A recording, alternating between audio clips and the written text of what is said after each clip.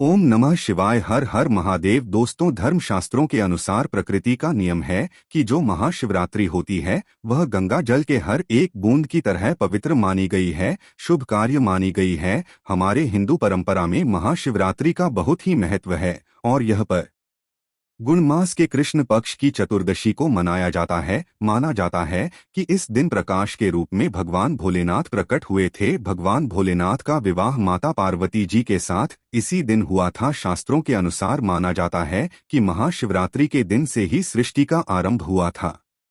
गरुड़ पुराण, स्कंद पुराण, पद्म पुराण और अग्नि पुराण आदि में शिवरात्रि का वर्णन मिलता है। इस दिन अगर आप केवल पूजा पाठ भी करते हैं तो यकीन मानिए जीवन में सुखों की प्राप्ति होती है। इस दिन भगवान भोलेनाथ की साधना करने से धन धान्य और सुख सौभाग्य में अपार वृद्धि होती है। यह दिन भगवान भोलेनाथ को प्रसन्न करने का बहुत ही खास दिन माना जाता है। भगवान भोलेनाथ भोले भंडारी हैं। वे एक लोटा जल से भी प्रसन्न हो जाते हैं, मात्रा एक बेल पत्र से भी अति प्रसन्न हो जाते हैं। लेकिन भगवान भोलेनाथ शीघ्र गुस्सा भी हो जाते हैं। जहां भगवान भोलेनाथ को कुछ प्रिय है तो वहीं कुछ चीज अप्रिय भी है। कुछ चीजें ऐसी हैं जिनका भगवान भोलेनाथ की पूजा में अगर इस्तेमाल न किया जाए तो भगवान भोलेनाथ का पूजन अधूरा रह जाता है। वहीं कुछ चीजें ऐसी भी होते हैं जो अगर अनजाने में आप भगवान भोलेनाथ को अर्पित कर देंगे तो उससे भगवान भोलेनाथ आपसे रुष्ट हो जाएंगे। इसीलिए भगवान भोलेनाथ की पूजा करते समय कुछ बातों का विशेष ध्यान रखना चाहिए।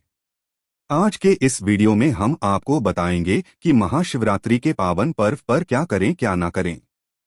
कौन सी ऐसी वस्तुएं हैं जो भगवान भोलेनाथ को अति प्रिय है और कौन सी ऐसी वस्तुएं हैं जो भगवान भोलेनाथ को बिल्कुल भी प्रिय नहीं है और कौन सी वस्तुएं भगवान भोलेनाथ को भूल से भी अर्पित नहीं करनी चाहिए। दोस्तों, आगे शुरू करें उससे पहले भगवान भोलेनाथ के सच्चे भक्त हिंदी कथाएं चैनल की इस वीडियो को एक लाइक अवश्य कर दें और कमेंट बॉक्स में हर हर महादेव अवश्य लिख दें, जिससे कि भगवान भोलेनाथ जी का आशीर्वाद आपको सीधे प्राप्त हो सके। दोस्तों, सबसे पहले जानते हैं कि महाशिवरात्रि के पावन पर्व पर क्या करना चाहिए जिससे भगवान भोलेनाथ और माता पार्वती का आशीर्वाद प्राप्त हो। महाशिवरात्रि के दिन भगवान भोलेनाथ की पूजा सफेद या लाल रंग के वस्त्र धारण करके ही करें। सफेद और लाल रंग के वस्त्र धारण कर भगवान भोलेनाथ का पूजन करना बहुत ही शुभ कारक माना जाता है। यदि संभव हो तो इस दिन पूजा में बिना सिले वस्त्र पहने महाशिवरात्रि के पावन पर्व पर भगवान भोलेनाथ के शिवलिंग का पूजन अवश्य ही करें। शास्त्रों के अनुसार महाशिवरात्रि के दिन ही भगवान भोलेनाथ शिवलिंग के रूप में प्रकट हुए थे, इसलिए इस दिन शिवलिंग का पूजन करना सर्वश्रेष्ठ माना जाता है। शिवलिंग का पूजन करने से भगवान भोलेनाथ और माता पार्वती की असीम कृपा प्राप्त होती है। वैसे तो महाशिवरात्रि पर भगवान भोलेनाथ का पूजन रात्रि के चारों पहर में किया जाता है। दोस्तों, आपको बता दें इस बार पंचांग के अनुसार फाल्गुन माह के कृष्ण पक्ष की चतुर्दशी तिथि की शुरुआत 8 मार्च रात में 9:47 से होगी। इस तिथि का समापन अगले दिन 9 मार्च शाम 6:17 पर होगा। महाशिवरात्रि व्रत के दिन भगवान भोलेनाथ जी की उपासना निशिता काल में की जाती है, इसलिए महाशिवरात्रि व्रत इस साल 8 मार्च 2024 शुक्रवार के दिन रखा जाएगा। दोस्तों, अब बात करते हैं कि आप लोग किस पहर में कितने समय पूजन कर सकते हैं। प्रथम पहर पूजन समय 8 मार्च को शाम 6:25 से शुरू होगा और समापन रात 9:28 को होगा। दूसरा प्रहर पूजन समय 8 मार्च को रात 9:28 से शुरू होगा और समापन 9 मार्च को रात 12:31 पर होगा। तीसरे पहर पूजन समय मार्च को रात 12:31 से शुरू होगा और समापन सुबह 3:34 पर होगा। महाशिवरात्रि का मतलब है भगवान भोलेनाथ जी का रात्रि के समय पूजन करना। इससे भगवान भोलेनाथ अति शीघ्र ही प्रसन्न हो जाएंगे और आपको मनचाहा वरदान देंगे। महाशिवरात्रि पर भगवान भोलेनाथ के साथ माता पार्वती का पूजन भी अवश्य करें। ऐसा करने से आपको भगवान भोलेनाथ के साथ माता पार्वती का भी आशीर्वाद प्राप्त होगा। महाशिवरात्रि के दिन भगवान भोलेनाथ के शिवलिंग पर बेलपत्र अवश्य ही अर्पित करें। बेलपत्र भगवान भोलेनाथ जी को अति प्रिय है। बेलपत्र के बिना भगवान भोलेनाथ का पूजन अधूरा माना जाता है। बेल के पत्ते को बेलपत्र नहीं माना जाता। एक डांडी में जो 3 पत्तियां जुड़ी होती है उन्हें बेलपत्र कहा जाता है। एक डांडी में 3 जुड़े हुए बेलपत्र ही शिवलिंग पर अर्पित करें और चंदन से उस पर ओम नमः शिवाय लिखकर उन्हें अर्पित करें। ऐसा करने से भगवान भोलेनाथ जी की कृपा प्राप्त होती है। महाशिवरात्रि के दिन भगवान भोलेनाथ को पूजा में अक्षत अवश्य ही अर्पित करें। ऐसा करने से आपको भगवान भोलेनाथ जी का आशीर्वाद प्राप्त होगा।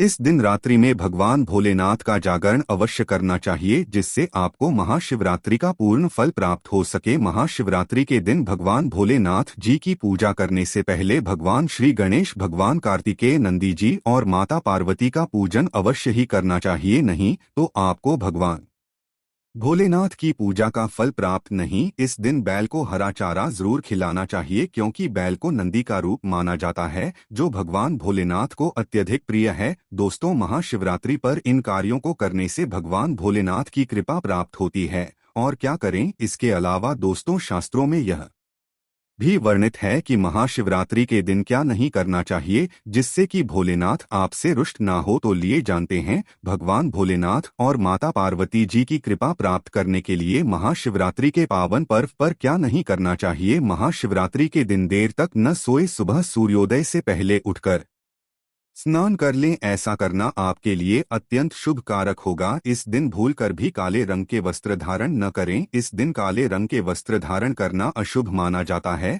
महाशिवरात्रि के दिन शिवलिंग पर चढ़ाई गई चीजों को बिल्कुल भी ग्रहण न करें, क्योंकि शिवलिंग पर चढ़ाई गई चीज को ग्रहण करना अशुभ माना जाता है। यदि आप शिवलिंग पर जल चढ़ा रहे हैं तो ध्यान रखें, शंख से जल बिल्कुल भी न चढ़ाएं। भगवान को आप लोटे से जल अर्पित करें। शंख से भगवान भोलेनाथ का पूजन नहीं किया जाता है, और लोटे से भी जल चढ़ाते समय इस बात का ध्यान रखें, आपने जल में दूध या फिर नहीं मिलाया है, तो आप दूध और दही से भगवान शिवजी का अभिषेक करते समय तांबे के लोटे का इस्तेमाल न करें, क्योंकि तांबे के पात्र में दूध और दही से जहर बन जाता है। इसलिए दूध दही से भगवान भोलेनाथ का अभिषेक करने के लिए आप स्टील का या फिर पीतल के लोटे का या चांदी के लोटे का इस्तेमाल करें। इस दिन की गई पूजा का प्रतिफल 100 पूजाओं के समान होता है। महाशिवरात्रि के दिन भगवान भोलेनाथ की पूजा में तुलसी का प्रयोग भूलकर भी ना करें, क्योंकि आप ऐसा करते हैं तो आपको पूजा का पुण्य फल प्राप्त नहीं होगा।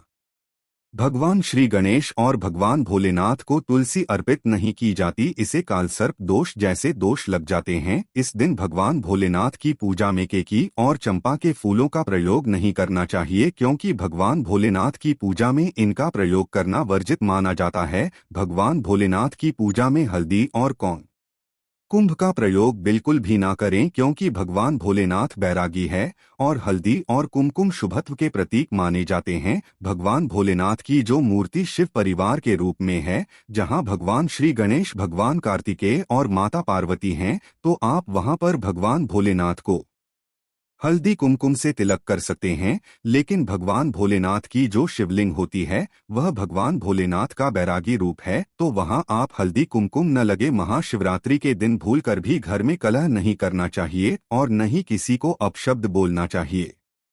यदि आप ऐसा करते हैं तो आपको भगवान भोलेनाथ का आशीर्वाद प्राप्त नहीं होगा। महाशिवरात्रि पर शराब और मांसाहार का प्रयोग बिल्कुल भी ना करें। यदि आप ऐसा करते हैं तो आपको भगवान भोलेनाथ और माता पार्वती के क्रोध का सामना करना पड़ सकता है। आपको इस दिन किसी पशु पक्षी को सपना नहीं ही चाहिए, नहीं उन्हें मारना चाहिए, नहीं तो आपके सभी पुण्य फल नष्ट हो जाएंगे। महाशिवरात्रि के दिन महिलाओं और कन्याओं को शिवलिंग का स्पर्श नहीं करना है। आप दूध, दही या जल्द से शिवलिंग का अभिषेक कर सकते हैं, बेलपत्र भी चढ़ा सकते हैं, पूजन भी कर सकते हैं, लेकिन शिवलिंग का स्पर्श न करें।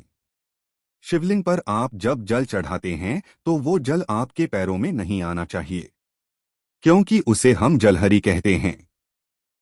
शिवलिंग पर बहते हुए जल को हमेशा अपने मस्तक पर स्थान देना चाहिए, उसका छींटा अपने बच्चों के ऊपर मारना चाहिए।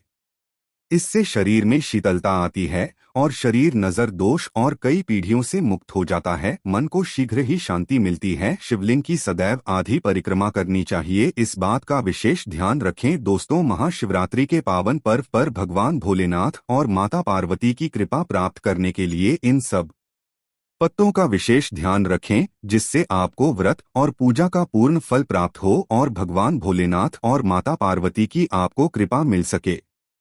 बहुत सारी चीज इस दिन के व्रत में ऐसी होती हैं जो आपको नहीं खानी चाहिए, और एक चीज ऐसी है जो महाशिवरात्रि के दिन जरूर खानी चाहिए ताकि आपको इस व्रत का संपूर्ण फल मिले।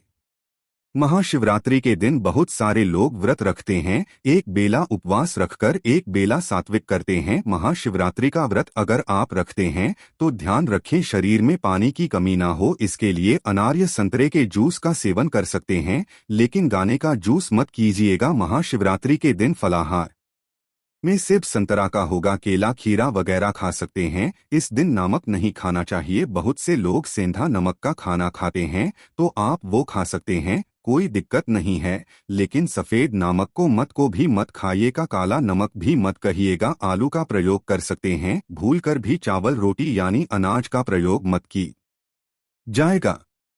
आपके हो तो एक बार खा भी सकते हैं, पर चावल मत खाइएगा, इस बात का ध्यान रखिएगा। दही वगैरह भी खा सकते हैं, कोई दिक्कत नहीं है। मूंगफलियां मखाने को घी में फ्राई करके भी खा सकते हैं। मीठी चीजों का सेवन आप जरूर करें, गाजर लौकी की खीर साबूदाने की खिचड़ी यह आप खा सकते हैं। इस दिन कुट्टू के आटे का खाना भी आप बना सकते हैं और आप उसे खा सकते हैं, लेकिन अनाज और साधारण नमक का इस दिन व्रत में बिल्कुल प्रयोग न करें। सेंधा नमक का प्रयोग कर सकते हैं। लहसुन प्याज मदिरा मांस भूलकर भी मत खाएं, वरना आपके व्रत का फल आपको कुछ भी नहीं मिलेगा। इन चीजों का आपको ध्यान रखना है, नहीं तो आप पाप के भागीदार हो सकते हैं। महाशिवरात्रि पर व्रतधारी को खाने पीने की चीज दूसरों को मिलबांट खानी चाहिए, शेयर करनी चाहिए। इससे भगवान भोलेनाथ जी अति प्रसन्न होते हैं, लेकिन वह खास चीज जो भगवान भोलेनाथ जी पर अर्पित भी की जाएगी की और खाई भी जाएगी वह है